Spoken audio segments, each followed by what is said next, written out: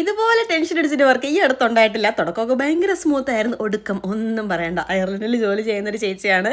നാട്ടിൽ വരുമ്പോൾ എനിക്ക് ഡ്രസ്സ് നിങ്ങൾ ചെയ്ത് തന്നെ എന്ന് പറഞ്ഞിട്ട് അവിടുന്ന് സെറ്റാക്കിയിട്ടാണ് വന്നത്. പക്ഷേ 20 ദിവസം ഉണ്ടായിരുന്നുള്ളൂ കേട്ടോ ലീവ്. അങ്ങനെ ഒരെണ്ണം നമ്മൾ സെറ്റ് ചെയ്ത് കൊടുത്ത് രണ്ടാമത്തതാണ് ഇപ്പോൾ ചെയ്തുകൊണ്ടിരിക്കുന്നത്. ഒത്തിരി പേര് ചോദിക്കുന്നുണ്ട് നിങ്ങൾ എങ്ങനെ കോൺടാക്ട് ചെയ്യേണ്ടതെന്ന്.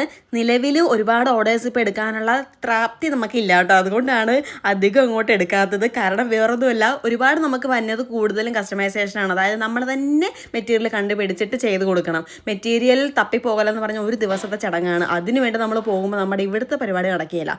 അതാണ് ഒരു മെയിൻ പ്രോബ്ലം. അതുകൊണ്ട് അധികം അങ്ങോട്ട് എടുക്കാത്തത് ഇപ്പോൾ കേട്ടോ. പിന്നെ നമ്മൾ ഉപയോഗിക്കുന്ന തേപ്പോട്ടി ഏതാണെന്ന് എപ്പോഴും ആൾക്കാർ ചോദിക്കുന്നുണ്ട്. സൂയി എന്ന് പറഞ്ഞൊരു ബ്രാൻഡ് കടയിൽ നിന്ന് വാങ്ങിച്ചതാണ് കേട്ടോ.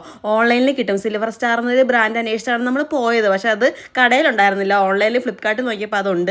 ഞാൻ ടാഗ് ചെയ്ത് കൊടുത്തേക്കാം. നിങ്ങൾ ജസ്റ്റ് പ്രൈസും കാര്യങ്ങളൊക്കെ ഒന്ന് ചെക്ക് ചെയ്ത് നോക്കിയിട്ട് വേണമെന്നുണ്ടെങ്കിൽ വാങ്ങുക. ഈ തുണിയിൽ കണ്ടില്ലേ, സ്റ്റീം ആൻഡ് ബോക്സ് വെക്കുമ്പോഴത്തേക്ക് നിറം മാറിപ്പോയി. ഞങ്ങൾ ആദ്യമേ പേടിച്ചു പോയി, ദൈവം ഇനി പഴയ നിറത്തിലോട്ട് വരത്തില്ലേന്ന്. പക്ഷെ വന്നു കേട്ടോ, കുഴപ്പമുണ്ടായിരുന്നില്ല. അങ്ങനെ തകൃതിയായിട്ട് നമ്മുടെ ചേച്ചിക്കുള്ള രണ്ടാമത്തെ സീറ്റ് നടന്നുകൊണ്ടിരിക്കുകയാണ്. സമയം നോക്കിക്കൊണ്ടിരിക്കണം. എന്നാന്ന് വെച്ചാൽ വേറെ ഒന്നുമല്ല, 6:30 കൊറിയോഗ്രാഫീസ് അടയ്ക്കണതിന് മുന്നേ ഇത് നമുക്ക് സെറ്റാക്കി വിടണം.